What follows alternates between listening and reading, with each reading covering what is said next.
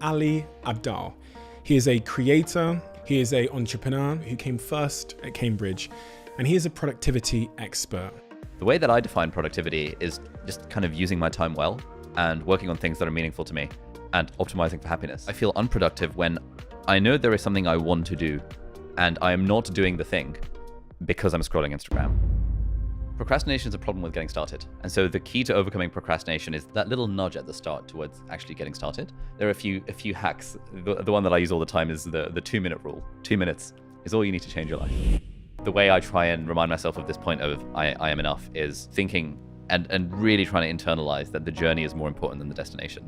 We do need a destination, but really, like, am I enjoying myself day to day? And am I kind of living the dream, as it were, day to day, and not so much worrying about the goal at the end of it.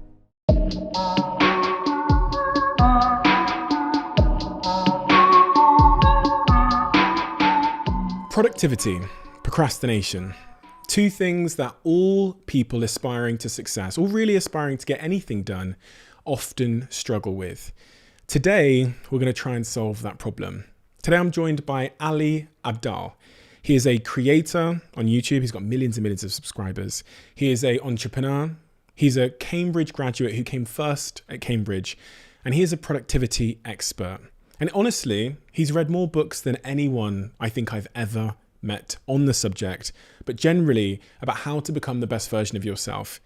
This conversation isn't just about productivity and procrastination. It ends up twisting and turning through a bunch of different topics like relationships and friendships and the meaning of life and happiness. But what else would you expect from this podcast? You're going to enjoy this conversation. Ali is an incredibly intelligent, intellectual, compassionate, self-aware individual, and he's able to talk in a way that simplifies complex ideas for people like me and you. So without further ado, my name's Stephen Bartlett, and this is the Diary of a CEO. I hope nobody's listening, but if you are, then please keep this to yourself.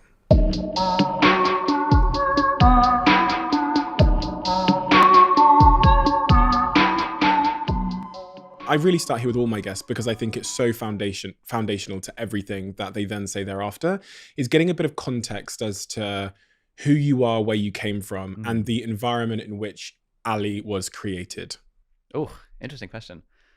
Okay, so I was born in Karachi in Pakistan in 1994, so I'm 27 now. And when I was 2 years old, my mum and dad divorced, and my mum moved us to Lesotho in Southern Africa. It's a country most people haven't heard of. It's surrounded by South Africa, like landlocked by South Africa. And we were there for about 5-6 years growing up. At that point, my mum really valued education. She was working as a doctor, and she knew the educational opportunities in Southern Africa, in Lesotho, were not great. And so we made a plan to move to the UK. So we came to the UK in 2003. She started working here as a doctor, and we moved around a little bit in different areas in the UK. And it was really in secondary school that I did in Southend-on-Sea, Essex, where I discovered kind of entrepreneurship and the internet and computers and stuff. And basically all throughout school, I'd be the kid getting like decent grades and everything like that. But the thing, I would look forward to going home so that I could do some more coding or tinker on some websites or try and shill my services as a freelance graphic designer or something for $5 here and there. And I was making kind of, a little bit of money. I lied about my age on PayPal. I pretended I was 18 when I was actually like 13. And I was getting like $5, $10 from these small businesses here and there and thinking, oh my God, I'm making money on the internet. This is incredible. And then as I went through school, me and my friends, we were all quite interested in the entrepreneurship stuff. We were doing like well in school, and I was like, oh, it would be cool to go to Oxford or Cambridge. It would be cool to do medicine. But really my passion at the time was going home and tinkering with websites. And so that was kind of the environment that I grew up in. Then when I went to university, thankfully I got a place for medicine at Cambridge, which was great, awesome experience. Just on that point there, so you were tinkering on websites and loving it. That's the thing you were like running home from school to do. Yep. But then you go for medicine. What was the driving force behind you deciding not to do the tinkering on websites for a living and going and doing medicine? I mean, you said there that your mother was a doctor. Yeah, so I think when you grow up in the sort of environment that I did, whereby parents are doctors, all of my mum's friends were doctors, everyone we knew had like doctor parents, there are so few viable careers where you think, what are my job options in life? Well, it's either doctor or lawyer or engineer. Like It's literally just those three. You don't even realize that other jobs even exist.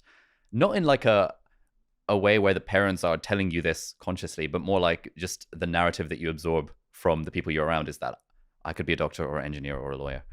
And so that was always in the back of my mind that, oh, it would be cool to be a doctor one day. And when I was around 16, Can I ask why? Yeah. I think because doctor seemed like a prestigious thing. And I think I remember even when I was like 6 and 7, when people used to ask me what I would want to be when I was older, I used to say either a neurosurgeon or a gastroenterologist, not even knowing what that meant, but it was just like a big word that would make me feel cool that, oh, yeah. And then the adults that I would speak to would be like, oh, hello, fancy. So that in and of itself, Yeah. where does prestige exist? One would assume that it exists in the mind of others. Like, do you know what I mean? Like, Yes. so that's why if you had said to me, I really want to save people's lives, I would really had a high desire to like save lives and then I'd be like, okay, that's the voice inside. But when it's like status, then it was very much status and prestige. Yeah. And that's the thing that I think about to this day a lot, about like now that I've taken a break from medicine. You know, often if I'm having conversations with my mum, she'll try and talk me back into doing medicine again. Really? And one of her kind of bargaining chips on that front is, oh, but think about the prestige. You know, medicine has a certain prestige around it that being a YouTuber doesn't. And that's always like, oh, you know, it's that side of me that's like, well, I want to carve my own path. I don't care about status and prestige. And then there's the other half where it's still like a kind of a narrative going through my life that I need to optimize for like this sort of old world prestige instead of happiness. Instead of happiness, yeah. Which is bizarre, isn't it? It's completely bizarre. Yeah, this is It's a strange, like it's a cultural thing as well, largely. I think with you know, my mum dropped out of school when she was 7 years old. Mm. So doctor, lawyer, anything with prestige was the correct answer. Yeah. Maybe that's because, and this is me just guessing out loud, when you're an immigrant family, one of the actual biggest predictors of happiness was financial security. Absolutely, and being a doctor, so it's like maybe. Yeah, I think that's a big part of it. Where with our parents' generation, especially as immigrants, seeing other people who are happy correlated with other people who had like a big house and like nice cars and were going on holidays equals financial success, equals, oh, those people did well in their traditional career of banking or medicine or engineer or law. And the narrative of like someone like you, entrepreneur, social media, big company, that it just wasn't really a thing in our parents' generation. And you said they're like going on holidays, but I think go back to the village in Nigeria where my mum's from, having a good job was actually like survival. It was like being able to eat. It was like much lower things on Maslow's hierarchy of needs. Yeah. It was just like being able to survive. And then not having a job and an education was like pain from food, no healthcare, no education. Whereas as you say, like in the Western world, when you grow up here, yeah, it means Lamborghini and holiday and stuff. But so you take that decision anyway, driven by an external narrative to go and become a doctor. External, I think there was also partly an internal narrative, and I'm not sure how much of this is me just bullshitting myself, but when I was 16, I made a conscious decision. Do I want to do computer science and do the tinkering with websites thing, or do I want to do medicine? And I think what I reasoned at the time was two things. Number one, medicine is 6 years at university. Computer science is only 3. Everyone says university is great. Ergo, 6 years is better than 3 years. Therefore, medicine makes sense. But the other thing that I thought was that it would be more interesting for my life to be a doctor who knows how to code than to be a coder who knows how to code. And it was like really that decision where I realized, okay, why don't I do medicine, keep the coding website-y kind of stuff on the side so that I can eventually do some kind of tech startup thing related to medicine. And then medicine becomes a side hustle in a way before I had the terminology of the phrase side hustle. And so it ended up not quite working out that way, but certainly from my first year of med school onwards, I knew that I was not going to be a doctor full time. I was going to do medicine for fun, and I was going to make money on the side through a tech startup or something like that. And did you try tech startup? A little bit. So in my first year of uni, second year of uni, I started a company that helped other kids get into med school. And then, so that was like in-person courses. But then eventually, because me and my brother knew how to code, we turned this into a software online question bank for the different med school admissions programs. And so that was it, sort of like, subscription billing, software as a service kind of product, which was the closest I got to a tech startup. I dabbled with a few like medical tech things. I used to do freelance app design and web design for med tech startups while I was at uni. But when the YouTube channel started and that really started taking off, I sort of realized that the thing I actually want to do is teaching rather than coding. And then something that you talk about in the book is kind of reflecting on your life and figuring out what are your values, what is the thing that you have that intrinsic motivation for. And for me, I always had that intrinsic motivation for business type stuff and also for teaching. I used to do tutoring when I was like from the age of 13 up until now. And those were the times where I felt most alive in a way, where I was teaching someone else. And the nice thing about being a YouTuber is that it's just teaching at scale. And so I think I found that thing that drives me intrinsically. So now tech startup is sort of a backup option. If YouTube channel fails, if I get struck off the medical register, I can probably start a tech startup or words to that effect. I always find it a little bit weird that someone would just like go on YouTube and make a video. You know what I mean? Like that, when you hear about the first time when these big YouTubers started, whether it's like True Geordie, who I've spoken to here, or Alfie Days, who I think became like one of the biggest YouTubers in the country, like that first decision to record yourself, usually in your bedroom on a shit camera, talking to nobody, is a little bit weird. Do you know what I mean? So it is very odd. How did it start for you? It started for me. So I harbored dreams of being a YouTuber since about 2009. Why? Because I used to follow people like Kurt Schneider and Sam Sui, who were kind of YouTube cover artists. They would produce covers of popular songs, and those covers were amazing. Like they filmed them beautifully, arranged them beautifully. And I had a few friends who were really good at singing, and I fancied myself, I was quite into maths. I liked the idea of playing multiple musical instruments. So I thought, I want to be the sort of YouTuber where I can play along to songs and my friends who are actually good at singing can sing along to those songs. And that's the sort of YouTuber I want to be. And so I sort of had a few like sort of stop-starty moments over those like next 10 years, kind of trying and failing at this. But ultimately, the reason I became a YouTuber was because it was content marketing for my medical school admissions business, where I was helping people get into med school, teaching them how to do well in these exams. And no one was really creating decent content for free on the internet about those exams.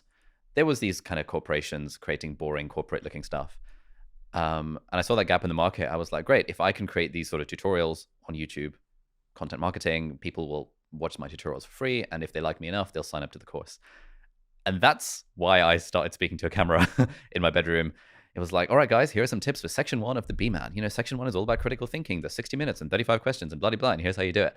And I was so familiar with that stuff, having taught it for 5 years, that started to do reasonably okay early on. In the days where I had like 51 subscribers, 52, refreshing the YouTube app every day to feel like, oh my God, I've got another view. And then it sort of morphed from there. Was there a tipping point where you thought, fuck, this is going to be bigger than the thing that I intended this to support? Yeah, that tipping point was my first video that went viral. And it was a video about how to study for exams. And this was one of those weird things that I look back on, where when I started YouTube, it was in June of 2017. I knew that I wanted to make this video, this sort of how to study for exams, evidence-based tips, at some point further down the line. It was a topic that I'd researched extensively. People would come to me asking for help on how to study for their exams. There's actually a whole body of like psychological research on this that we just don't get taught in school around what are the actually most effective ways to learn. And so I knew I wanted to make a video about this, but I knew that I wanted that to be like my 100th video rather than my first video, because I knew that I knew nothing about cameras or editing or anything. And I reasoned it would take me 100 videos of being bad at it before I could make a video that was actually good. And I thought to myself, okay, I really want to put everything into this 100th video so that this video can potentially go big. And that's kind of what ended up happening. I think it was my 81st video or something rather than my 100th. But that video went viral. I had like 4,000 subscribers before, just sort of slowly building up. And then over the next few weeks, it just exploded up to like 20,000, 25,000. And I was getting all these comments from people who knew me in real life being like, oh, I've seen your video. I didn't realize you were a YouTuber. And that was the tipping point, which sort of started that exponential growth trajectory that kind of you talk about in the compounding chapter. Yeah. But then again, so there's two things there. The first, I'll just do them in the order in which I thought of them. Okay, because you mentioned compounding there. What have you learned from your experience on YouTube about the importance of consistency? And also from what typically happens with viral videos is just it's so impossibly hard to predict the outcome, right? So a lot of people on YouTube will make videos called how to make a viral video. And in marketing, it's all like, here are the secret sauce, here are the secret principles. But in reality, you can guess a couple of principles, but the outcome is hard to predict. So what have you learned about consistency, but then also being able to predict the outcome? Yeah. When I was listening to your compounding chapter, I just found myself like nodding along like an absolute maniac to everything you were saying. I think it applies so much to YouTube. These days, I teach people how to be part-time YouTubers, and the thing I say is that if you make one video every week for 2 years, then I 100% guarantee it will change your life. I can't put any numbers on it. I can't tell you you'll have 100,000 subscribers or how much money you'll be making, but I can 100% guarantee it will change your life. At the very least, in terms of the skills and the experience and the contacts and the friends you're going to make through that process. But you have to put out one video a week, and you have to do it for at least 2 years. Can I just ask please. On that point there, what is it that would make someone do that? Because, I mean, that's like fucking clean the floor every day for 2 years, and I promise you it'll work out for you. It like, people don't seem to be able to do those kinds of things without some kind of intrinsic driver. So I'm curious, because you could say that to 1 million people. You could broadcast that through a tannoy, and 95% plus will still fail. So what is it that makes people, from your experience, but also from your own life, makes them do the work without guarantee of outcome? Yeah, I think, again, I feel like there's a bit of a cop-out because this is stuff that you talk about, like enjoying the process.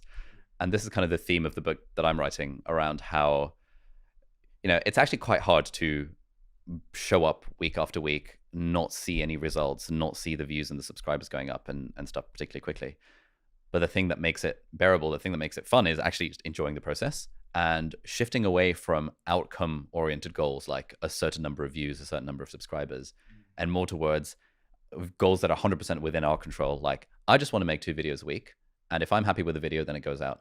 And in fact, even if I'm not happy with the video, it goes out anyway. And everyone I know who has succeeded on YouTube has had that kind of attitude at some point. I just have to get that video out every Tuesday without fail. It's not an option. It's going to get done. And, like you say, and when we talk about compounding, that video on day 1 isn't going to do anything. The video on day 2 or day 3 or day 24 is not going to do anything. But you find when you're on day 300 and day 600 that, actually, all of this stuff has been compounding very, very slowly. And then the results happen really, really, really slowly. And then all at once, as soon as you just get that one video that goes viral. I think that's the chapter where I talk about the 8th wonder of the world. Yeah, that's it, with Warren Buffett and my dog Pablo being the opposing investor. And I think I learned that lesson when I wrote the book. When I look back on my life and I thought about all the things that had compounded in my favor, whether it was like honestly, I'm going to keep it facts with you, my teeth, had some problems with my teeth, and I thought, do you know why? And I probably reference this in the book. Like, I hadn't been brushing one of my teeth properly, and it never mattered today or tomorrow or the day after, but there I was in that dentist chair having my teeth fucking pulled out. And then my Instagram was the same. Health and fitness at the moment, the same. My business was the same. And it just goes to show that it's not those key critical big decisions we make to drop out. It's that it's the compounding small, almost irrelevant decisions. But people don't, because I heard you started working out. I did, yeah. And then you stopped. So I've had a personal trainer now for the last kind of 8 months or so. There you go, amazing. I've been going on and off with the workout thing since the age of 18, and never done it properly until I got a personal trainer. Where now I'm having to show up. I'm paying someone 30 quid an hour to basically just be with me while I'm doing stuff, and that has been the thing that's given me the most results. So I think whatever, like I find in my life for things that I actually care about, where I'm like, okay, I actually care about becoming a happy, sexy millionaire or whatever. Let me try and figure out ways that will remove my own need for discipline and willpower from that equation, and instead get an accountability buddy or get a coach or pay a friend 100 quid if I don't do the thing. This was what my brother and I did when we were trying to motivate ourselves. I was doing songwriting, he was doing stand-up comedy. We're like, right, if we don't do this every Thursday for half an hour, we're going to pay each other 50 quid. Things like that to remove the choice, the motivation, the willpower, the discipline, all the more of that can be outsourced to someone else or removed completely, the more I find I actually get stuff done. And then I don't have to worry about it because I'm like, okay, this is taken care of. I just show up. I guess you're moving the motor, as opposed to like removing it, you're moving it to another pact. Like NearIL refers to it as what you've described as a financial pact, where now your motivation is to not lose 50 quid. It's like, because that's a greater motivating force than you have within yourself to work out. That's interesting. Is that sustainable? No, it's not. It's not. Okay. This is all the stuff that I'm researching for the book at the moment. And you talk about this as well, like in intrinsic and extrinsic motivation. And the way that I think of it when I think back on my life is that everything that I've done sustainably has been because of intrinsic motivation. I've genuinely enjoyed the thing. But you can genuinely enjoy a thing and still find it really hard to get started. And I think that's where the biggest procrastination comes in for all of us, where it's actually just showing up to the gym. That's the hard part. Like once you're there, it's kind of easy. It's writing those first 10 words, because once you've started writing the first 10, it's kind of easier to enjoy the process of writing the rest of them. And so the way I think about it is to get over that like hump of procrastination, that activation energy to get started. At that point, I will use every tool that in my arsenal to just get me to do the thing for 2 minutes. Because I think once you do the thing for 2 minutes, it becomes so much easier to actually enjoy the process and sustain it. And you're so right when it comes to procrastination, like that getting started point. I've again just learned this from podcast guests I've had. NearIL, again, I refer to him. He said to me one day on this podcast, he was like, people procrastinate usually because there's a great deal of psychological discomfort surrounding starting the task. And a lot of the time, especially with the gym or even an essay, that psychological discomfort is like, you don't have the answers. So I don't know how to use the machines at the gym, or I don't feel competent enough to even write this essay. So I'm just going to do the fucking dishes. Yeah. It's like, I'm going to hoover the whole house and anyone else's house that needs hoovering today. Exactly. You made a video about procrastination, didn't you? Yeah. Break that down for me. What's in the video? So the video is called How to Stop Procrastinating, right? Yeah.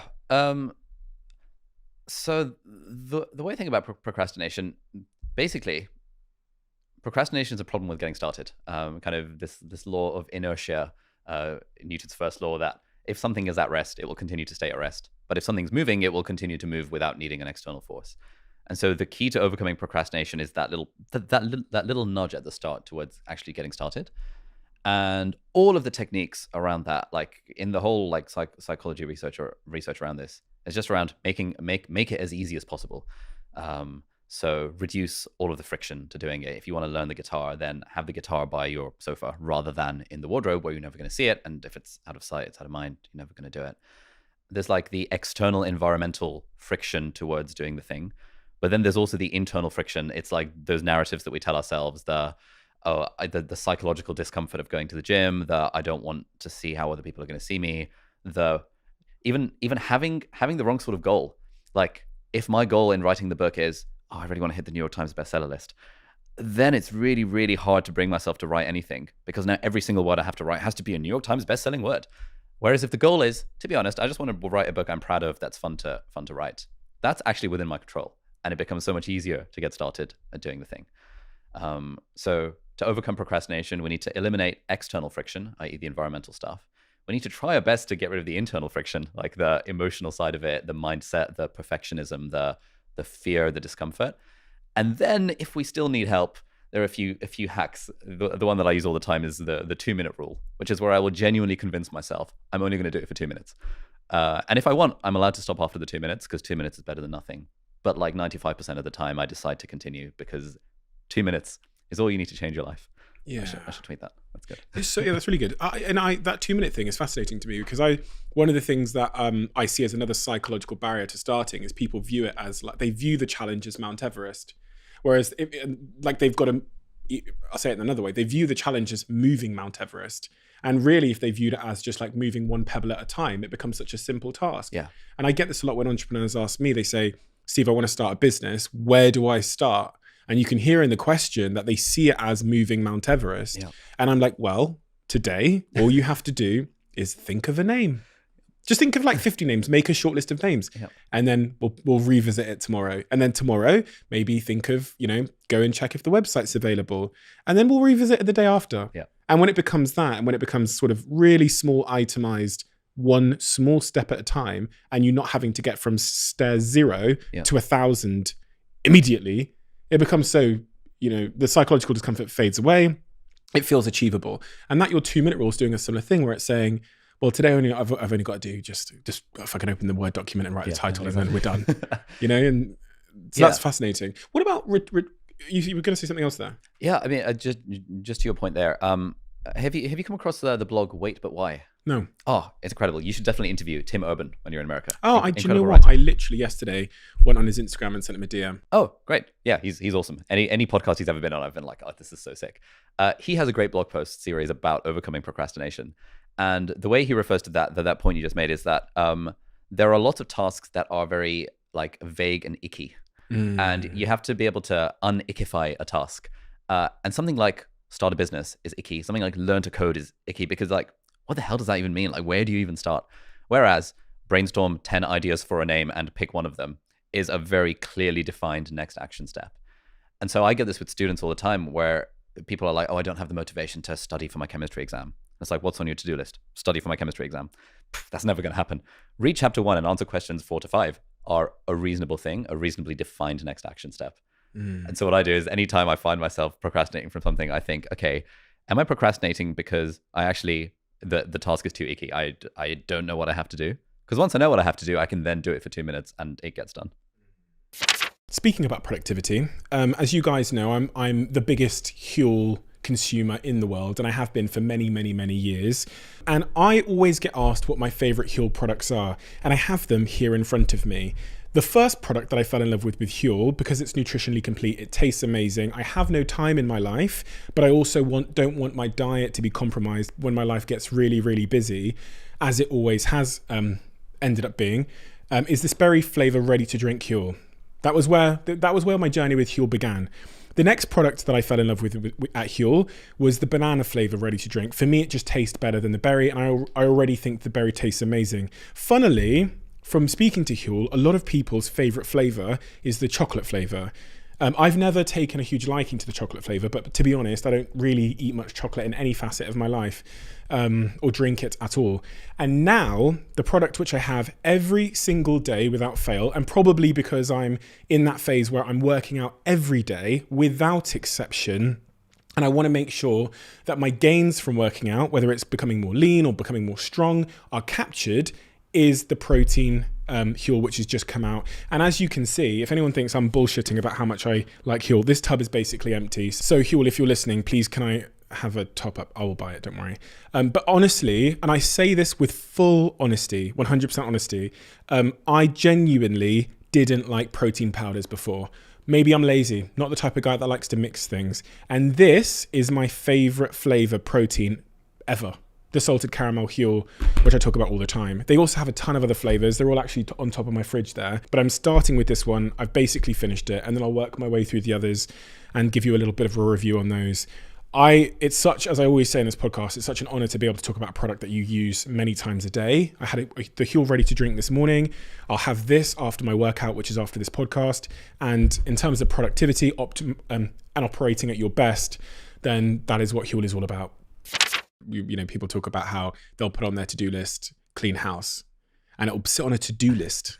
And clean house, that's a big thing. It's a big, and that'll sit on your to-do list for like, I don't know, 2 weeks, whatever. But if you time block and write in this is what I do on the weekends, because so Monday to Friday, my schedule is ran by the meetings and things I have to do. So I'm a slave to the calendar. Saturday and Sunday come around, I wake up, I'm like, okay. I'm like, what the fuck? How does this thing work? This life. Yeah. I'm like, it's empty. I've got loads of things I know I could be doing right now, but no one telling me what to do in a life of mine where I'm told what to do every 5 minutes. So I time block on the weekends, which means clean house would become at 11 till 12. I clean the kitchen. Because then it's like time sensitive and like task specific. Yeah. And that's been an absolute game changer for me. And I also think in the era of working from home, where, people are sat at home, they have tasks they have to complete. It's like it's almost like we prep for this, because like this is literally like the 3-part structure of my book, which I've been like just having in my head for the last few weeks. Perfect. Where like step 1 is, how do we beat the procrastination? How do we get started with doing the thing? And part 2 of the book is, how do we sustain? How do we actually keep on going doing the thing. And there's just so in terms of mindset, the thing that I found that actually moves the needle is focusing on trying to make it fun. And I really like that word fun. Like, I think there's something about the word fun that is so like childish, but also fully speaks to, like, fun basically means intrinsic motivation. Like, something is sufficiently enjoyable that you do it for its own sake, rather than for the fact that you've got a sponsor helping you, or you've got a deadline, or things like that. There's one story in particular that I often come back to, and that's like, sometime last year I was working at the hospital. It was pandemic season, etc., and I'd gotten to the end of like a 13-hour long shift, and I was just about to go home, and the nurse said to me, "Oh, Ali, can you put a cannula in this patient? Her like IV line is tissued, and she needs fluids overnight." And my heart kind of sank. I was like, "Oh no." Like, if the nurse wasn't able to put the cannula in, that means there's a patient with difficult veins. It means it's going to be hard to put this in. And I sort of had this mindset of like, all right, then fine. And sort of grudgingly took out the cannula and got all the equipment in a tray. And I, like, as I was doing this, there was a patient in the bay next door where they were just like talking to a family member or something and saying, "Oh, you know, this hospital has been amazing. Everyone is so nice, and what a pleasure it is. You know, freaking love the NHS," kind of vibes. And I realized that in that moment, I was not being like a good model internally for what I want the NHS to be and what I want a good doctor to be. And there's something that Seth Godin, who I've been following for a while, says, which is that it's the difference between have to and get to. And so I was considering it as like, oh, I have to put in this cannula. And I remembered that blog post I read from Seth Godin where he said, instead of thinking of have to, think of it as get to. And I realized, oh, I get to put in this cannula. I get to make a difference in this patient's lives and life, and give her fluids overnight so that she's not going to dehydrate because of her morning sickness. And just that mindset shift immediately made me feel so much better about it. And I was like, oh, I get to do this. Who cares if I've been working for 13 hours? This is fun. This is privilege. This is cool. And I put it in, and we had a nice chat, and I felt really great about it afterwards. And now, like that, and so that's one of the mindset things that I just always come back to. If I'm finding myself not enjoying something, and therefore my focus goes, I get distracted, I procrastinate. Instead of thinking I have to do this, I think I get to do this. It's like a gratitude shift. Yeah. Yeah, it's like your chapter 3 or whatever I was talking about gratitude. And we so quickly fall out of gratitude when we become so used to when we become like used to the privilege of our life, used to the privilege of our jobs, of our relationships, of our kids, of our dog. We think, well, you know, and the Stoic people talk about this. I think I'll probably talk about this in the book as well, because these are just like clearly the only ideas I have. I've put them all in there. About how they used to do that, like hedonistic adaptation exercises to literally take the things out of their life that they really value, just to remind themselves of what they had. And it kind of seems like, gratitude is a very important thing. Have you got like a defined gratitude practice that you do, like gratitude journaling or that kind of stuff? The gratitude journaling thing takes place in the notes of my phone, where sometimes I feel the need to remind myself of what I'm really, really grateful for. I think I do have a bias towards feeling grateful all the time. I really just get overwhelmed sometimes with, like, I'll have like a little flash. You probably get this when you think, what the fuck is this? Yeah. Like, you know what I mean? Like, what the especially now that I'm on Dragon's Den, and that was a real vision of mine from when I was like 12 years old. I'm like, oh my, this is, and I said this in my show the other day. I said on stage in the Diary of a CEO Live, I said that I said to the audience, I said, like, I think everybody in this room is living a life that you once dreamed of living, but you're not even happy about it, because present you has told you that future you will be even happier when you get to somewhere else. But like, this is it. This was the fucking dream. And look at you living it. Look at you as your, doctors and lawyers, and you've got the job at that brand you always wanted to work for. This is it. And I have to do that to myself sometimes, because because if not, you'll never get there. If your happiness is always, as I say in the book, if it always lives somewhere in the future behind some goal, or it's the attainment of some task or whatever, it always will be there. And that was certainly the case for me. And from what I read about you, where you were talking about like outcomes and not being too attached to the outcomes, sounds like it might have been similar. Yeah, very much so. I have to remind myself on a daily basis as well, to kind of be grateful for all of the things. sometimes like if I'm in the habit of doing like a morning journal, I'll like write down a list of 3 things, and it's often simple things like, this cup of coffee in my hand, or Angus, or like my housemate, and just like, this nice chat that we had. And I think like for me, if I don't remind myself, I always just think in kind of hustle mode of like, all right, cool, on to the next thing, on to the next thing, on to the next thing. But like it was pretty cool yesterday. Like we went on a tour of Gymshark HQ up north, and I was just thinking that I can't believe this is my job. Like I get to do this for work. This is absolutely sick. And even now being here, like this is sitting here talking to you is what I get to do for work. And if like, I don't know, 18-year-old me were to imagine being in this position now, I'd just been like, oh my God, this is the dream. Have you come across a guy called Brandon Sanderson? Nope.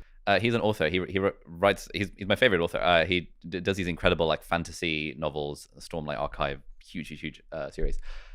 In it, there's like a phrase that I always come back to around this point. There's this like order of knights. They're called the Knights Radiant, and they have like their like charter, their ideals. And their first ideal is life before death, strength before weakness, journey before destination. And it's that final bit of journey before destination that I remind myself of on a basically daily basis, where it's kind of like Miley Cyrus's thing of it's the climb. It's not about how fast I get there. It ain't about what's waiting on the other side. It's the climb. And the way I try and remind myself of this point of I am enough is thinking and really trying to internalize that the journey is more important than the destination. And I think we do need a destination. Like, the fact that I want to, I don't know, write this book or whatever, like that's a destination. But now that I've got that destination of like, cool, this is the direction I want to go. At that point in a dream world, I would just forget about that. And now that I'm on the journey, I would enjoy the journey on its own merit. Because, as you know, if you set a goal, you hit the goal, it's like, well, happiness lasted, the joy from that lasts about 5 seconds, and then it feels like nothing. Even like sometimes it doesn't feel like anything at all, even for those 5 seconds. And so what I've been realizing a lot recently is that, yes, we're, I don't know, expanding the team and moving to an office in London and like hiring people and blah, blah, blah, blah. But really, like, am I enjoying myself day to day? And am I kind of living the dream, as it were, day to day, and not so much worrying about the goal at the end of it? One thing that you talk about as well is, I think it was in either chapter 19 or 20. It was around this thing of ambition versus insecurity. Is this thing that you think you want to do, is it coming from within or is it coming from outside of you? And you talk about values, like living in alignment with your values. Do you have any, like, how do you figure out what your values are? It's a really interesting thing. I think one of the best indicators of what your values are from how you feel. That's maybe the most fundamental human stimuli we have, which is how something makes us feel. Slight tangent, and I was talking to someone about this yesterday. In the world we live in, and as the social media connected from birth generation, we don't understand what our actual true intrinsic values are very easily, because even if, and this is kind of a controversial topic, but who cares? Even charity, we all think we're charitable human beings. We're not. And if you've only got to look back at human history to understand that our morals are highly influenced by what society is doing at the time, because if you go back 150 years, I would have been a slave, potentially, right? My family certainly would have in Africa. Like, they would have had a high chance of being slaves. And at the time, my slave master was not a bad person. He was a good person, morally sound person, and now obviously that's viewed as being an awful thing. And it's the same within like the LGBTQ community, that, at one time, that was just, everyone knew that, believed that being in a same-sex relationship was a terrible thing, an evil thing in some religious writings. Now we all accept it to be. How can our morals of society has changed? The force that's telling us what's right and wrong, what's good and bad, what's valued and what, has changed. That's the only change that's happened. So I do believe deeply that a lot of our values unavoidably come from our willingness to survive by taking up the values of the communities we live in. However, when it comes to your personal values, however they've been shaped, usually from your parents or early experiences, I just go on based on how things make me feel. And that seems to be the only indication I have of what's true for me and what's not.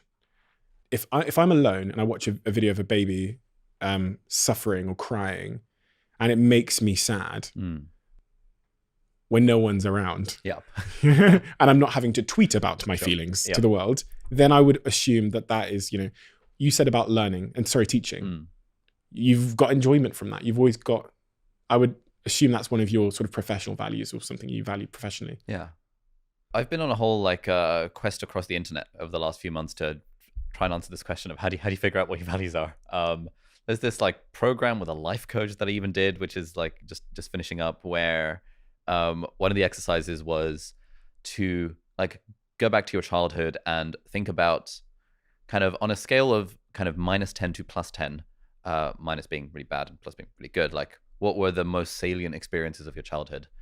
And I was like, okay, this sounds like BS, but all right, let me engage with this process. And then I made this list of all these things, these salient memories from childhood, that time when my brother new gamed my Pokemon Blue and I lost my 146 Pokemon, and how that felt, and that time when whatever. And the facilitator was like, okay, let's try and tease out what this might tell you about some of your values.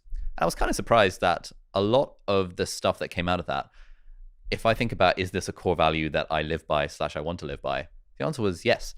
And I was surprised by how much of those experiences when I was under 10 years old shaped maybe the values that I've got right now.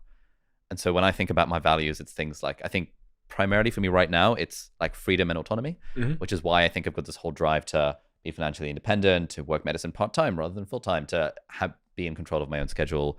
Things like togetherness and kind of working with other people has always been a really fun thing for me, whether I was in school or university.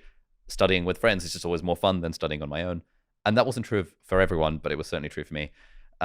Teaching on that list, kind of helping other people in a way, but I've got friends, for example, who run charities, and they genuinely feel in their hearts if there is suffering in the world. Yeah. And I don't genuinely feel in my heart when there's suffering in the world. But I know intellectually that I should care about this thing, and so I will act in a way that makes me care about the thing, and donate 10% of my money to charity every year and all this stuff. But I won't actually feel it. But when I think about how I feel, it's teaching other people rather than saving lives is the impact that I care about having. And when I realized this, I was like, oh, okay, this explains why I actually don't really care that much about medicine. I prefer teaching medical students than actually practicing as a doctor. And realizing that teaching is more of a value for me than saving lives, for example. I was like, okay, cool. This makes sense. I can now get on board with that and not feel bad about it.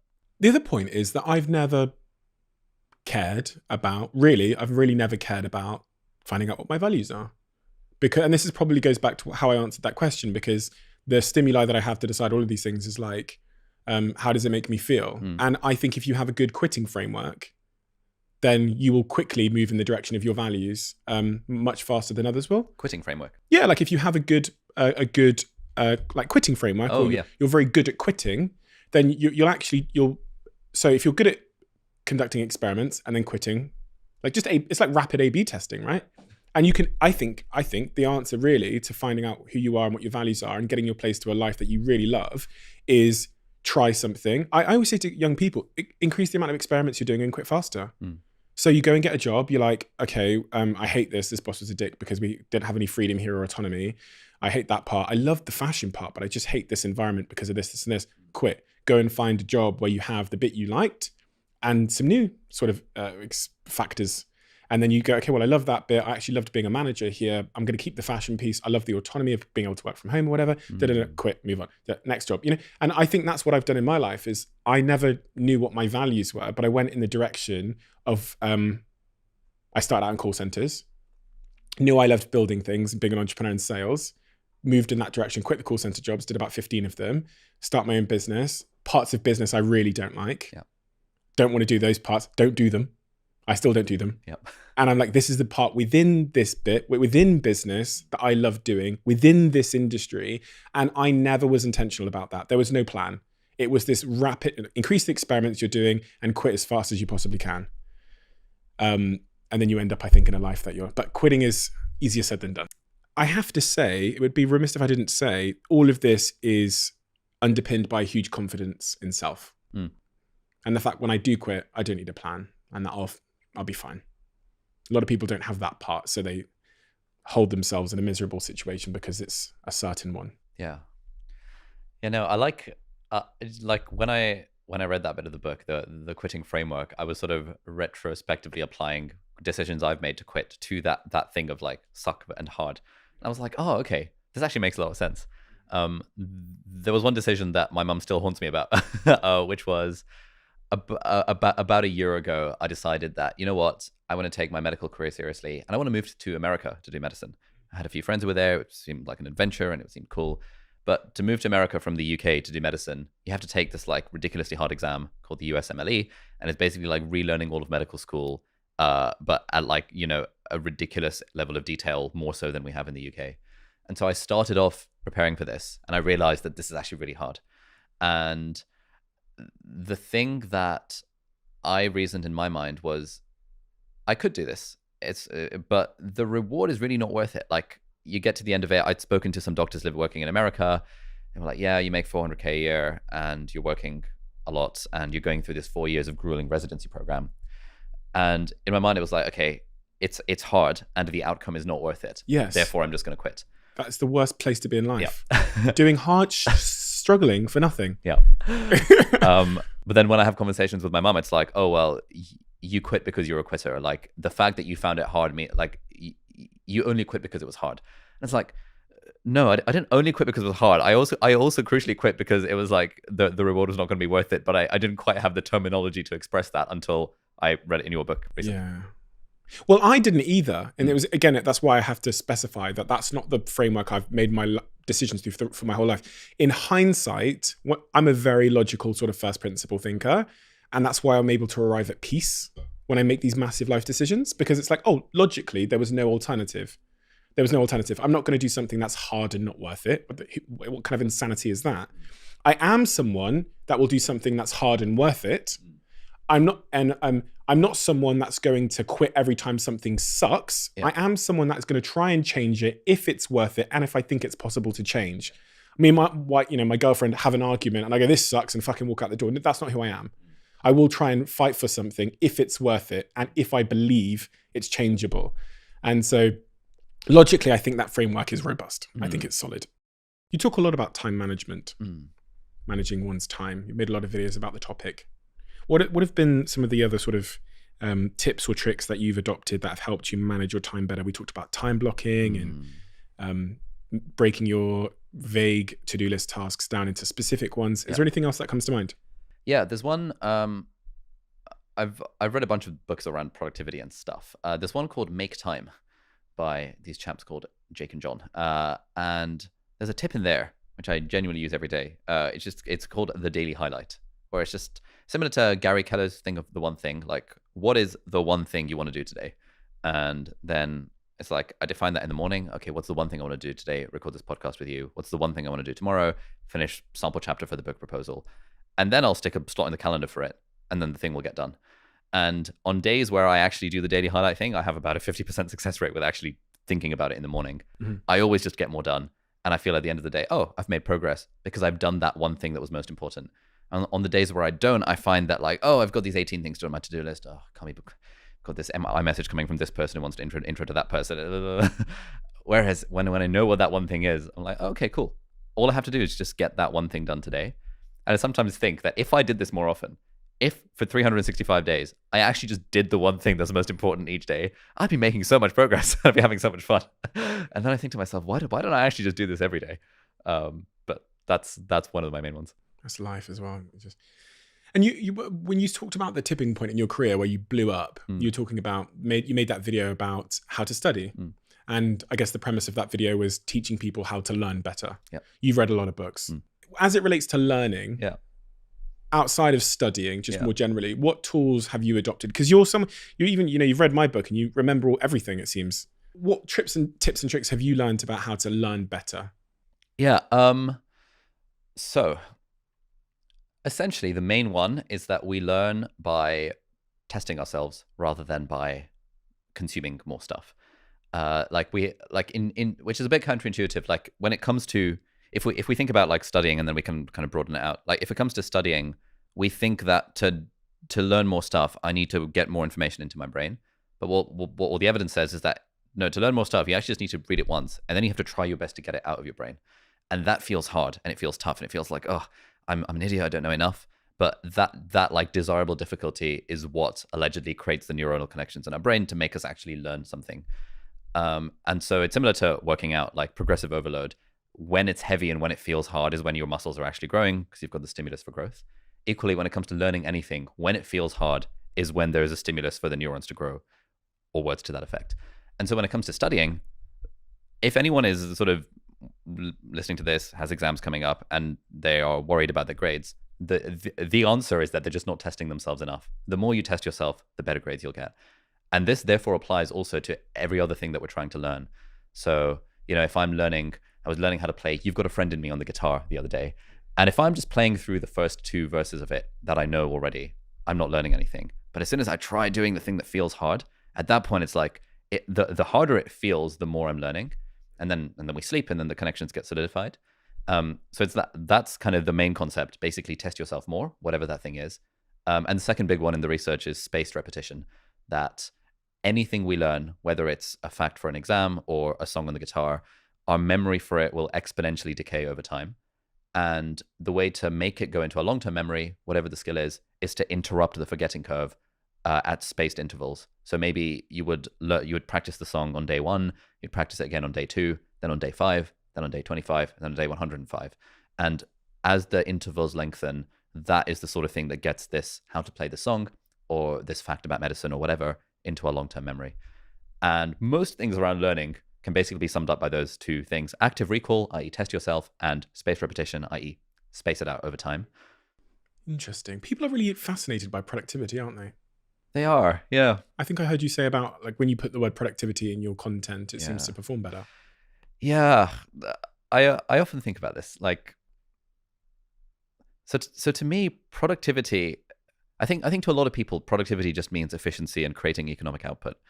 The way that I define productivity is just kind of using my time well and working on things that are meaningful to me and optimizing for happiness. And so to me, this conversation is productive. Hanging out with friends is productive. I was playing PlayStation last night for a couple of hours. That to me was productive because I was like intentionally doing it because I wanted to take a break from writing.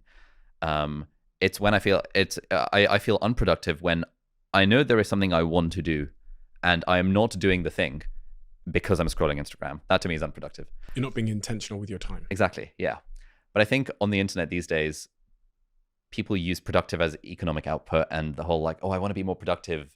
It's I think partly it's a virtue signaling thing to some degree as well. Yeah. Partly it's a virtue signaling thing. I think partly it's also like a self-flagellating thing in a way, whereby I often see comments on my videos where it's like, oh, productive day in my life, which I'm kind of doing tongue in cheek just because it's funny, where people are like, oh my God, I watch these videos just to make myself feel bad.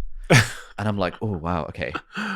This is mostly a joke. Like, I hope you realize this, but also it's like that's kind of sad that comment has got so many upvotes. Where I feel like such a waste man when I watch one of Ali Abdaal's videos, and I think there is that like perverse sense of people getting pleasure out of the story. They're telling themselves that they are non-productive or that they are a chronic procrastinator, and to see someone who is on the surface seemingly so productive makes you kind of feel bad about yourself.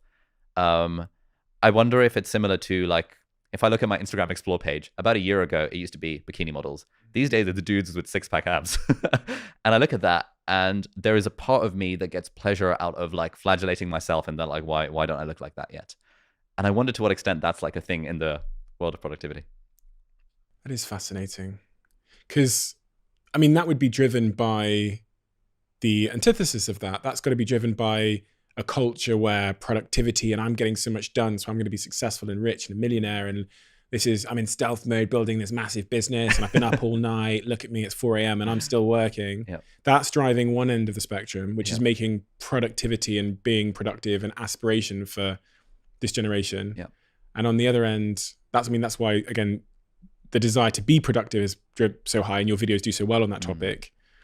And then you have the counter movement, as you always do, where it's like, I'm such a procrastinator. And then all the memes, which bang just as hard, because there's been this desire created in culture to be you know, super productive. Or as it relates to like weight and fitness, like everyone wants to look so good. And then the memes of people sat there with a pot noodle in their belly, like resting, like with their like running shoes on will also bang just as hard. Yeah.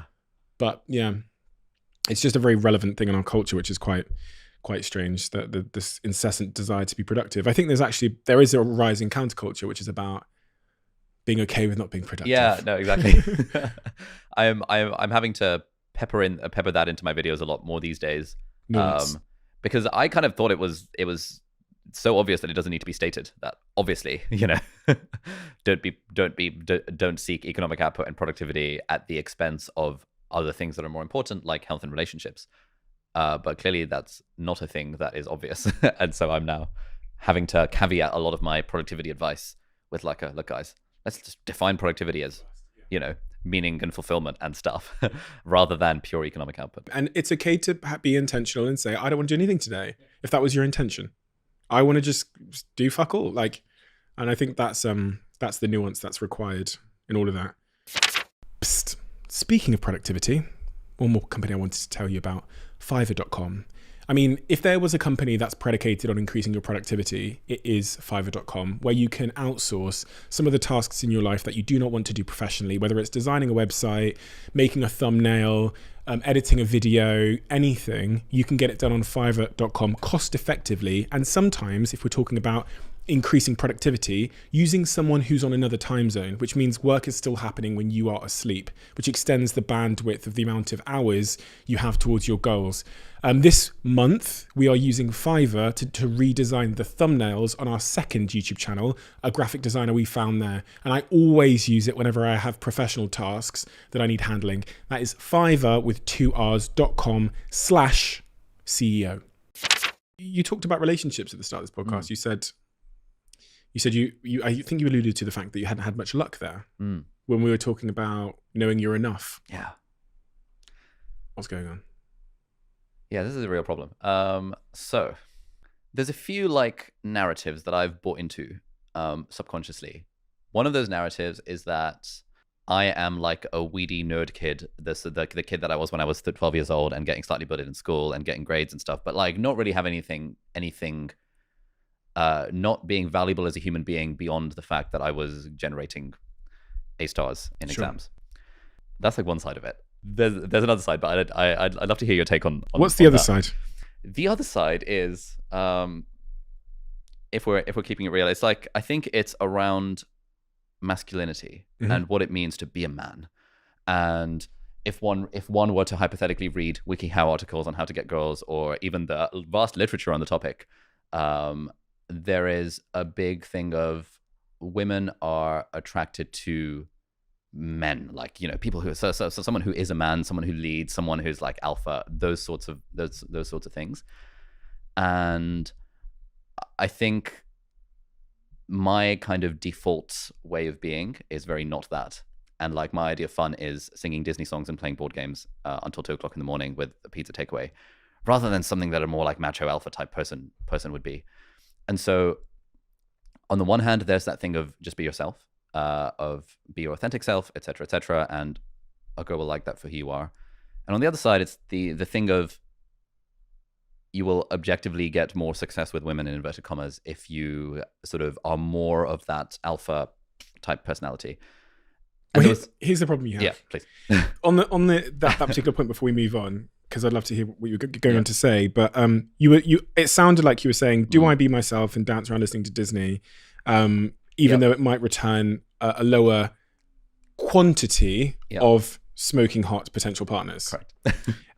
Or the alternative to that is, do I be a masculine guy and like act outside of self to generate more smoking hot partners?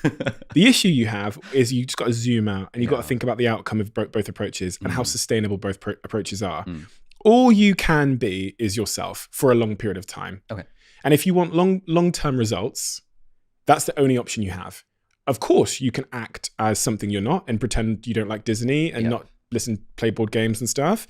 And you might meet the wrong person for a short amount of time. And it will be a short amount of time because that relationship will capitulate the minute they find out who you actually are.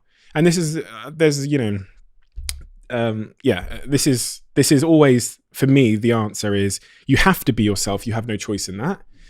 You do have a choice in being able to kill some of those confidence issues, which might be self-sabotaging at key points in the relationship where it turns into insecurity and results in jealousy. And if you're coming into a relationship thinking, why the fuck is this person with me? Yeah. The chance of you exhibiting jealous behavior and controlling behavior and manipulative behavior and insecure behavior and where are you? Why haven't you here? And why haven't you texted me back fast enough? And is high. And for me, that will put undue pressure on something that might have worked otherwise. Mm-hmm. So go ahead and work on the confidence issues, but never, ever dare change who you are. Like the things you intrinsic, do not change those. Do not try and act outside of those, because that will lead to really short-term results. And you don't actually want to be with anyone for 50 years that doesn't want to dance and listen to Disney movies with you. You don't actually want to. Society's telling you want smoking hot, but you don't actually want that. You won't return joy on that. You'll return status from walking in with a smoking hot model that has no brain, but you won't return joy in the long term. And that is the goal. That's the North Star. Does that make sense? It does. Yeah. On the note of being yourself, the thing that the thing that I feel a contradiction is that on the one side there's kind of be yourself, and on the other side there's like choose yourself. And what I worry about is, what if this person who I am, i.e. the kind of nice guy who like enjoys Disney and board games and stuff, that's a result of accidental experiences that I haven't really chosen for myself. And should I instead be thinking, okay, who's the sort of person I want to be? Although having said that, I don't want to be anyone who doesn't sing along Disney songs, because they're just great. There you go. Yeah. And you sing along to Disney songs, not because you're now being forced, because you enjoy it. Yeah, it's just genuinely fun. It makes you feel good. I love it. Yeah, it's so good. There you go. So that's part of the answer to a lot of the things we've discussed before, which is going in the direction of the things that make you feel good. Don't suppress things that make you feel good, because then you'll feel shit. So if that makes you feel good, that is, as far as I'm concerned, you've explored and exploited, as you say, and you've found something you enjoy. And don't sacrifice that for what? Yeah. For a pretty woman to be stood next to you. Yeah. That's not that. Trust me, will not be enjoyment. That'll be status. That'll be extrinsic approval, which is very different from internal fulfillment. So I would never disregard those things. However, you can, as I've done over the last year and a half, say, do you know what? When I look at my values and who I actually want to be internally, my health, this is what I've done, is so foundational to everything. And I really managed to almost like hypnotize myself somehow into knowing that me being in good shape and me being someone that goes to the gym every day and prioritizes that, my health is my first foundation, is in line with my happiness. The change in my life, the thing that's put me in the best shape of my life ever, was before, as I've said in this podcast, me working out was all about women. The minute it became not about women, it stuck. Because for so many reasons. I mean, I enjoyed the process and I removed wanting six-pack, and I basically don't have any gym goals now whatsoever. My goal is to go every day. It stuck. It became intrinsic. It was for me. And now I go every single day. And the minute we finish this conversation, my PT's waiting for me. And I went yesterday, the day before. I'll go the day tomorrow, every day. Okay. I don't care. I'm not doing it for anyone else. So it sticks. Interesting. That's why your relationship will fail if you're with someone that you're with for external reasons. It won't stick. Okay. Yeah, this makes a lot of sense. Content. Yeah, you make a lot of content. And must have come to learn a lot about humans and psychology from all these videos you make. You tinker around with the titles and the thumbnails, and you've become such a big YouTuber. You've got millions of subscribers from a very iterative process of, I guess, really understanding what humans will respond to and what they want, what their desires are. What would you give me as advice for how to make, if I'm a listener, a really great content that people will care about? It's a broad question, but there you go. I think it's about hooking them in with the promise of something simple and quick. And then, and if you stop at that point, that is, I think, where sort of course scammers and marketing gurus and stuff were maybe 20 years ago. It's hooking them in with a simple and quick promise, but then delivering on the nuance of it. that I think people are caring about more than ever now. And so like one thing that we've iterated with over time is, often the success of a video will depend on how clickbait the title is. And there's no getting around that. We've never found that a title that's less clickbait does better. I did a video called How Writing Online Changed My Life. It absolutely bombed. Just change the title. How Writing Online Made Me a Millionaire. Suddenly absolutely exploded. People love that, like, oh, this is a quick solution. This is a quick path to this this goal that I want, hence your title of Happy Sexy Millionaire. But we've also found that on videos where I think, oh, let's dumb the message down, let's just kind of do a quick 5-point listicle without any examples, because people just want the dopamine hit of advice that sounds reasonable, but they can't action. Those videos haven't done as well. Like, people click on them, but then they don't stay watching. And the videos we found that do the best is you make a promise at the start and then you deliver on the nuance throughout the whole thing. And actually people, at least in my audience, and I suspect in yours and anyone listening, actually do want depth and nuance, not just a sort of surface level 2-minute long thing that you would have seen on YouTube circa 2005. I think you did a pretty great job of that. Yeah, I'm learning. Continue to learn. YouTube's a bit of a new medium for me, so it was good. It's good to get that that perspective. You also you're very in sort of self-aware and honest. You wrote something about why you're failing, which is I think you wrote a piece which was detailing why you think you're failing in life. I think I have this issue where I often feel like what I'm currently doing is not, quote, good enough because, we're leaving money on the table, or because our team is inexperienced, or because I suck at being a manager, or I suck at being a leader. And although I'm learning to improve in all those things, I sometimes feel that, but it's not fast enough. And I think that's where the comparison stuff comes in, because when my peer group was kind of just my friends in medical school and I was doing the YouTube stuff, and then I was kind of the only one in the pack doing the thing. And so it was like, oh, anything goes. Like, I'm not comparing myself to anyone. Now that I am sort of a bigger name on YouTube, the sorts of people I compare myself to now are kind of other YouTubers with millions of subscribers. The population for comparison changes. And I find that the more I compare, the less good I feel about the stuff that I've done. And so to get around that, I try to just A, not compare at all, and B, also think journey before destination, all of the mindset stuff. But it's easier said than done. And I still feel internally like right now, we're not using money in the company like efficiently enough. We're not hiring fast enough. We're not doing this fast enough. We're not doing that fast enough. Do you think you'll ever get to a point where that stops? Because I tell you what. Yeah. What's it been like for you? Well, I mean, no, I was just going to say, one way to look at it is Ali 5 years ago, when you first started, if you had shown him a picture of you now, what would he have said? That's pretty cool. I mean, like, when you made those first couple of videos, you're going to have 2 million subscribers on YouTube. You're going to have hundreds of thousands of followers on Instagram. I would have had a stroke. You would have had a fucking stroke. Like, there's no way. There's no fucking way that's me. Yeah. And here you are. This is what I was alluding to earlier. It's like a past version of yourself told you you'd be happy when you got here, but you're not, because like you're not fully satisfied, because there's a future version of yourself that's saying you'll be happy when you get here, and it just never fucking stops. It never stops, does it? Like, it seems like, at least on the outside, that you've done a good job of kind of, I mean, obviously you're like particularly successful, but like being okay with that level of success and not trying to get to the next level for whatever that looks like. I think so more than a lot of people I speak to. I think there's still elements in me that like I can do more, and I can take on bigger challenges in my life. Yep. But I'm definitely now detached from thinking it will have any impact on the things that matter.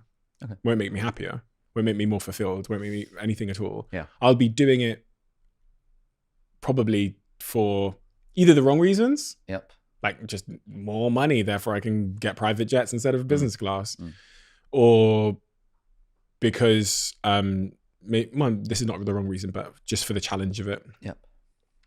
Or thirdly, because I want to solve a problem in the world, as opposed to believing that it'll kill my imposter syndrome, or it'll make me feel more, enough.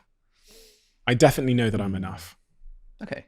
I definitely know that much. And I know that nothing's going to change that, positive or negative. Yeah.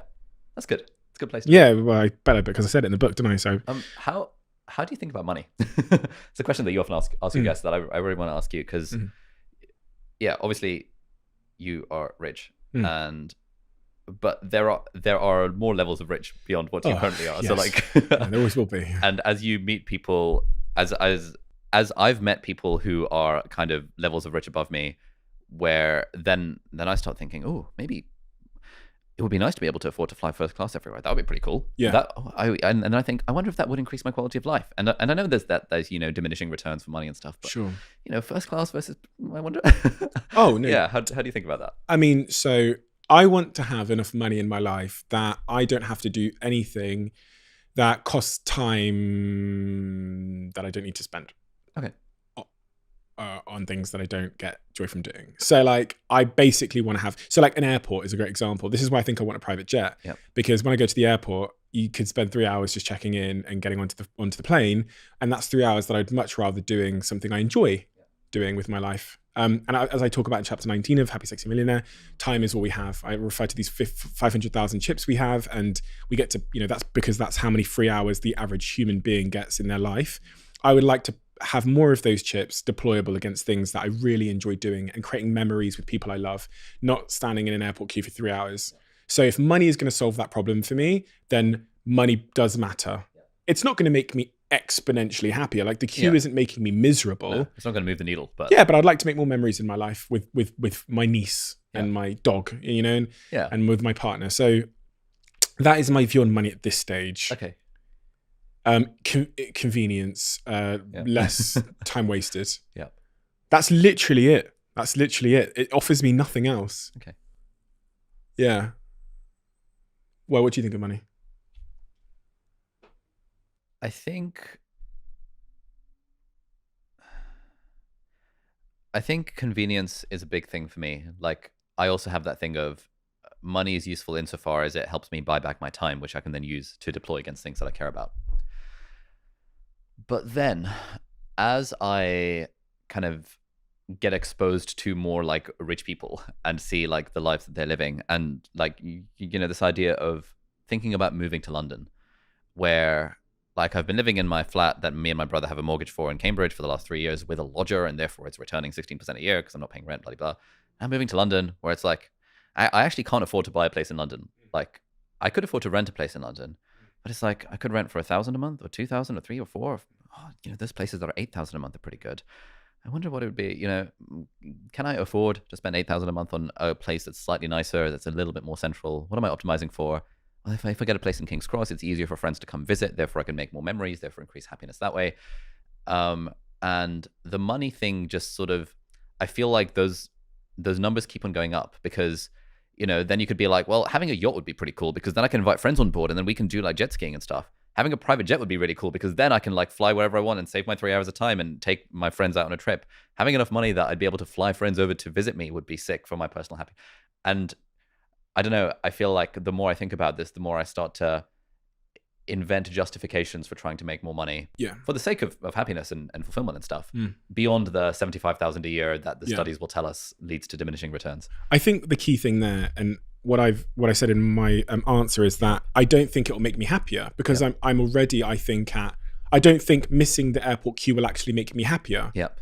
I don't think it will because fortunately, I'm at a point where I don't think I could be happier. Okay. Yeah. No. Like I could definitely have less annoyances in my life. Yeah. But fundamentally, I don't think I could be happier than this. Okay. Or more fulfilled or comfortable than this. So me killing the queue by getting a jet is removing an annoyance and increasing how intentional I am with my time. Those extra 2 chips that you'll it means it's not going to move the needle. Yeah. Okay. It's not going to move the needle. Like, and if this place was where we are now, which is my home, I live upstairs. If it was 2 times bigger, would I be happier? No. No, I wouldn't be. No. Okay. But, I'll probably get a place 2 times bigger. Yeah. Because I don't know, then I can have bigger parties and maybe that will more people. will be a more enjoyable memory at some point. But I don't. This is the key thing: is I had to at some point in my life realize, like, not buy into the bullshit justification, or I'd live my life running in that direction constantly. And I say all the things I'm like, it's not gonna make me happier. Yep. And if I still want it, then I think then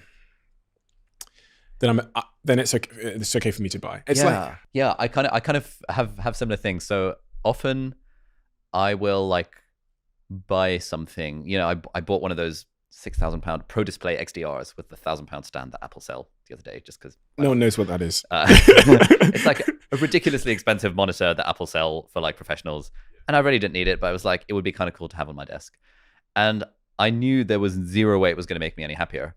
I was like, oh, it's just kind of cool. And my housemate was like, oh, your monitor's arrived. How do you feel? I was like just even contemplating how I feel as a result of the fact this monitor arrived was just kind of a bit baffling to me, because obviously it doesn't make any difference to my day-to-day happiness. It was just something kind of cool that I could buy as a business expense, and I thought, kind of, why not? I think when I was younger, I used to look forward to purchases more. Like, you know, ordered a PlayStation game when we were tracking the delivery, waiting for it to arrive. And I was just like, it's just kind of things. And the way I often describe it to people is, it maybe sounds a bit arrogant, but it's like, I feel like my happiness is a 10 out of 10 right now. And I really can't imagine that changing.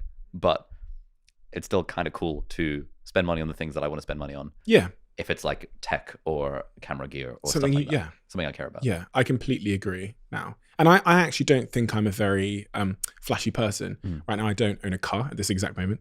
I don't have like designer watches or anything. And typically if I make a purchase, it's based in utility, but it's really nice. Yeah. And that's kind of what you're describing with your monitor. Yeah. So like I travel a lot. So a suitcase, I'll get a really nice one. Yeah. But I don't need a Rolex, because let's be fucking honest, no one uses it to tell the time anymore. Yeah. So that would be purely about signaling and status. Yeah. I don't really buy designer clothes at all. I don't really think I have any designer clothes. I don't really I mean, I have a nice pair of boots or something. Yeah. But typically it's like, I mean, this is like a Top Man t-shirt I'm wearing from ASOS. These are Top Man jeans. Fits pretty well. Yeah, these like utility and fit and seem to matter more than insecurity-driven purchases. There's one mental model that I often think of, which is that if you were the only person in the world, would you still buy the thing? Yeah. And I think when it comes to like new Apple products, yes, I would, because like I can do my work better on a nicer MacBook or on a nicer screen. But yeah, certainly I probably wouldn't get an Apple Watch if I was the only person on Earth, because I think the utility of that is more signally and more about like, this is the sort of identity I want to portray to other people than it is about the fact that having an Apple Watch, for me, given that I'm not into running, is actually useful. You've read a lot of books, about mental models and various other things. What are some of the key principles or key sort of mental models that have had the biggest impact on your life? Ooh. There's so many, I can imagine that it's quite hard to... Yeah, I think one of the main ones is this thing about the money diminishing returns curve, about like beyond about 50 to 70K, depending on what study you look at, money doesn't buy more happiness. And I often have to like remind myself of that when I get into this cycle of the pursuit of more stuff. One of the things, I won't really call it a mental model, but one of the things I often come back to is, I think you talk about in the book as well, 5 Regrets of the Dying. Oh yeah. And I have those written on the top of my to-do list on my daily to-do list template. That's a good one. The other one is, what is that for anybody that doesn't know? Oh yeah, so there was this like palliative care nurse or someone who Brony Ware.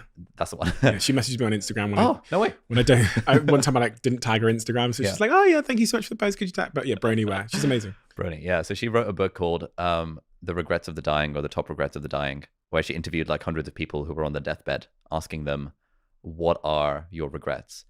And some of the really common ones were, I wish I'd lived a life true to myself rather than what others expected of me. I wish I'd worked less hard. I wish I'd spent more time with friends and family. Can you remember what the other ones are? Do you know what? I only focus on the first one. Yeah. Because she said this was the most common regret of the dying was, I wish I'd lived a life true to myself and not what others expected of me. Yeah. Following your intrinsic motivation rather than status, prestige, external Exactly. factors. Yeah. It sounds like the other ones are all actually just fit into that like bucket. Offshoots of that. Yeah. Yeah. And people, as they're about to die, must have this amazing retrospective clarity over what they did and didn't do right, what did and didn't matter. It didn't matter that girl in playground said my hair was shit, or this comment on Instagram. And that retrospective clarity, because I say this in the book as well, this is about I talk about how I don't think anybody believes they're going to die. Yep. And those people know they're going to die. Yeah. So they have that, like, it's all the bullshit just fades away and they Yep. go, I just want one more day with my son. Yeah. But also it's not quite the same as the whole live every day as if it were your last. Like there's that balance there. How do you think about that balance? Yeah, I mean, so that's actually like fundamentally bad advice, because if I were to live today like it was my last, I would probably be doing self-destructive things. Like they're going to be self-destructive financially. Yeah. Like financially, I'd be blowing all my money. Like, yeah. So, or something like that. But the merit in that I see is living like life itself will come to an end at some point, which for me means being very conscious about the use of your time, I guess, and what you're deciding to do. If today were your last, you'd be able to cut through the bullshit that doesn't matter. And so let's say if this life were your last, live every life like it was your last would be a better thing. Then season of life. Yeah. You'd really focus on what matters. You know, you've talked about such a diverse range of topics on your YouTube channel, and really about like helping people, as you know, as the teacher you are, become better at what they're trying to achieve. You talked about productivity, mindset, finance, and all of these things. What are the things that you see in young people today that you think they most need to solve and understand about, let's say, about mindset in order to get to that point where they are living a fulfilled life? What are some of the, and I say this to you because I know how many books you've read. Thinking specifically here about like young people, and you're seeing them in the comments section, you're seeing the problems that they're trying to solve in their life. I think the main one that I see is a mindset that work has to be suffering, and that like working hard is like a bad thing, and that what it looks like if you're striving for something is that it looks like pain. This is very much the mindset I had going into medical school, where it's like, oh, I'm now a first-year medical student at Cambridge University. This is supposed to be hard. Let's get all my big textbooks out. Let's like spend ages in the library, pulling all-nighters, thinking it's a badge of honor, because this is what work looks like, and it looks hard. And from my second year onwards, where I realized, hang on, like, the thing Tim Ferriss often says, like, what would this look like if it were easy? I think if more young people accepted that work doesn't have to be suffering, it can actually be easy and fun, and you can have it all, provided you find ways to make it fun and optimize for the things that are enjoyable. That will solve a lot of kind of problems when it comes to the things people often ask me about, which is motivation, procrastination, burnout, and all that jazz. I think another kind of underrated tip, which the toxic productivity people would crucify me for, is that I think everyone kind of, like, if you want to live a life on your own terms, then you do have to solve the money problem, because we all need to make money. We all need to have that, like in board games, we call it, you call it as an economic engine. Like if you want to win in a board game, you always have to figure out, are you going to sell sheep? Are you going to get wood? Are you going to get oat? Are you going to get hay? Like, what is your economic engine going to be? And I think the sooner that can be ticked as a box, or the more aligned the economic engine can be with the thing you actually find fun, the more you can do that thing of living life on your terms. Because what I never want to be in the position of is where, that thing of, well, I just got to work the 9 to 5 so I can enjoy the 5 to 9. Because that's like 80,000 hours of our lives, 80,000 chips out of the 500 that we're squandering away just to survive. And obviously it's that's so much easier said than done, and a large amount of being able to tick that money box, being able to build that economic engine, is based on kind of privilege and where you've grown up and circumstances and all that stuff. But I guess kind of from where you're sitting, you never had that sort of privilege growing up, and you kind of succeeded despite it. And yeah, it's just that thing of accepting. I think a lot of young people, especially like the Gen Z folks these days, are in that mindset of, I care about impact, I don't care about money. And I think it's very hard to live a fulfilled life if you're not like, if if you think in that way, because then it's like, oh, gosh. not going to talk about money. It's weird if people talk about money on the internet, etc., etc. So those would be kind of two things that I would love to implant into young people's brains. Yeah, that's a really interesting one. There's been this absolute groundswell over the last couple of years of, I think millennials are guilty of it too, just all of them want to change the world. And they don't really have a plan or have a specific route to changing the world. Or having an impact, but they just want to lead with that, which sounds to me a lot like virtue signaling, because I think the people that end up changing the world are very specific about what they're going to do, and it's very passion driven. It's very like specific passion driven. So they'll say, someone that does actually want to change the world won't actually start with the end in mind. They'll start with, I want to study medicine so I can understand cancer, and they'll change the world.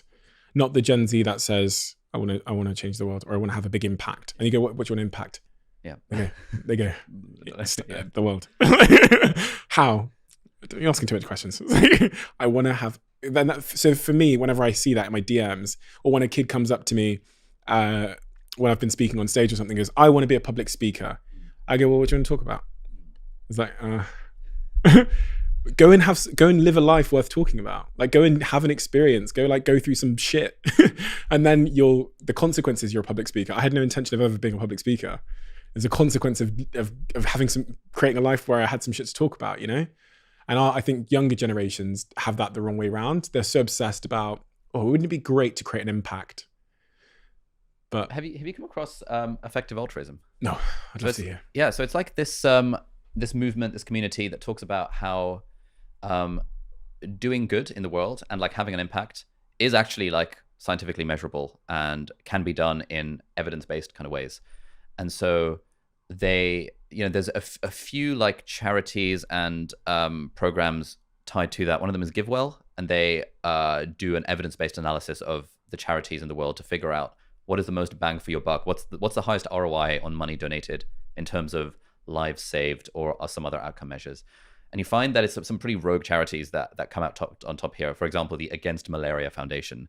On average, it costs somewhere between £2,000 and £3,000 to buy enough malaria nets to statistically be able to literally save a life.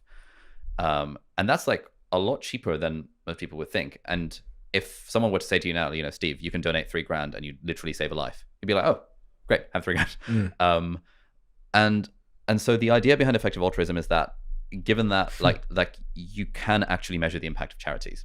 And where I was going with this is that you can therefore measure the impact of a career and relate it kind of to money if you need to. So they've done an analysis of what being a doctor is like. And in the Western developed world, a doctor will save around 7 lives throughout the course of their entire career. And this is not taking into account the fact that if I wasn't a doctor, the next person would have gotten into medical school and been a doctor in my place, because in the UK, we have more people applying to medicine than there are places. If you are the only doctor in, I don't know, sub-Saharan Africa or in a country or something, and then you stop being a doctor, that obviously has a big impact. But most of the people listening to this are not in that position. And so the way that I think of impact is in terms of like counterfactual impact, i.e., what is my impact compared to if I didn't exist, if I wasn't doing my thing. And I often will see comments on videos from people being like, oh, you're a sellout for leaving medicine in the middle of a pandemic to, like, I don't know, make YouTube videos or something BS like that. And I'm like, yeah, I can see why that's the narrative that you're telling yourself. But actually, I'm not special as a doctor. Like, I have no unique value to add as a doctor 2 years fresh out of med school.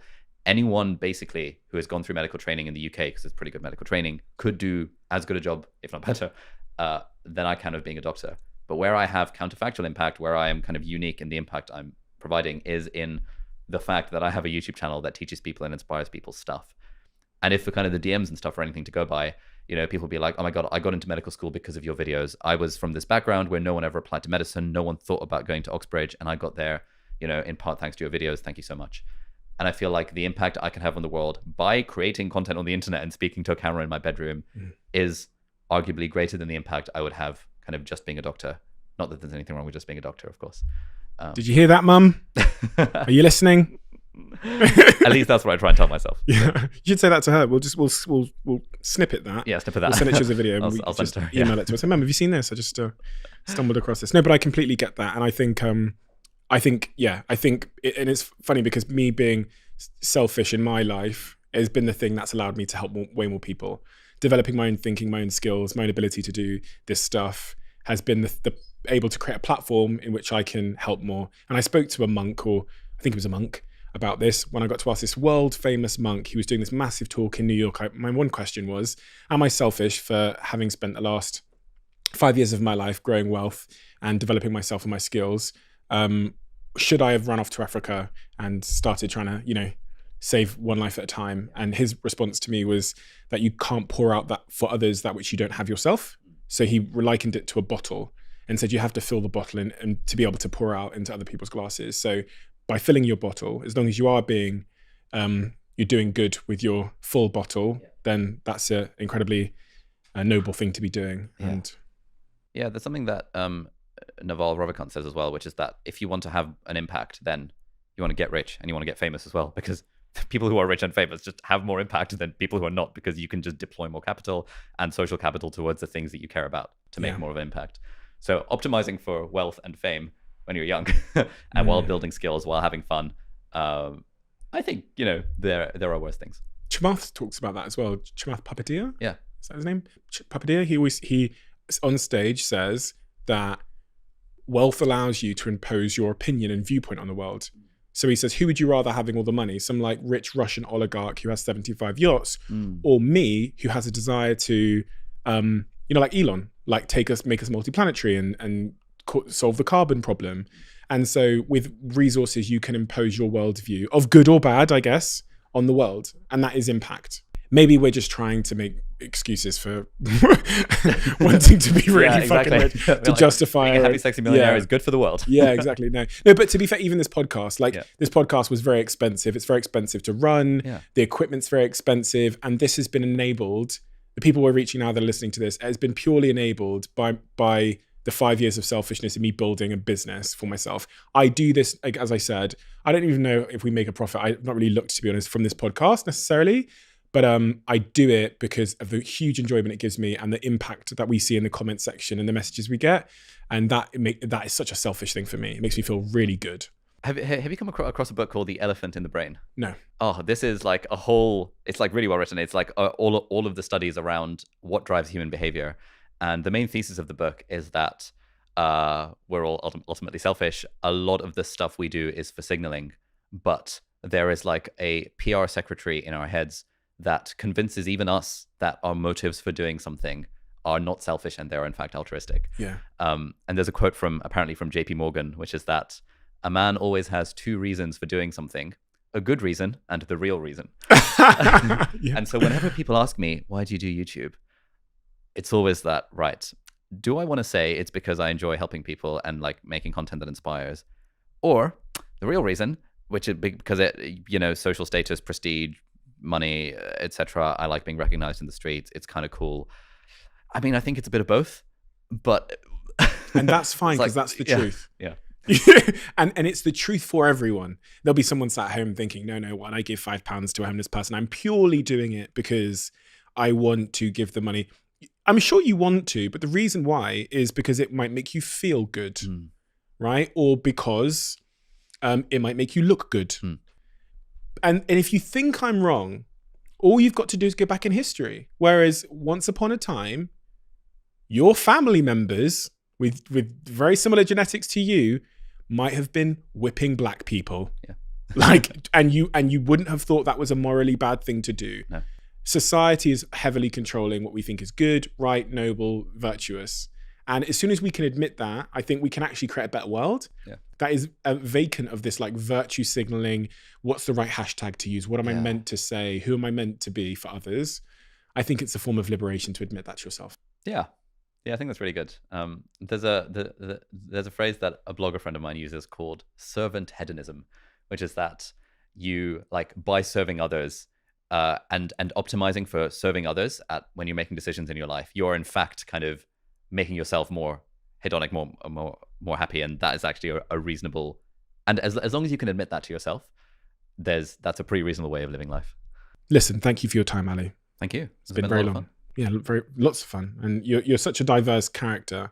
That's really why I wanted to speak to you, because you have such a wealth of knowledge across multiple sectors and industries and topics and themes. And I find that, and that comes from your curiosity, I can tell. You're deeply curious, I can tell, and therefore this is, again, also why I think you've done so well as a content creator who's an educator and a teacher, because your curiosity has sent you in search of answering complex questions that a lot of people don't actually have the time or the skill to know how to answer. And then your ability to break those conclusions down in ways that people understand, that aren't alienating, that aren't too big words for me, Timothy in my bedroom that didn't go to Cambridge, is a real skill.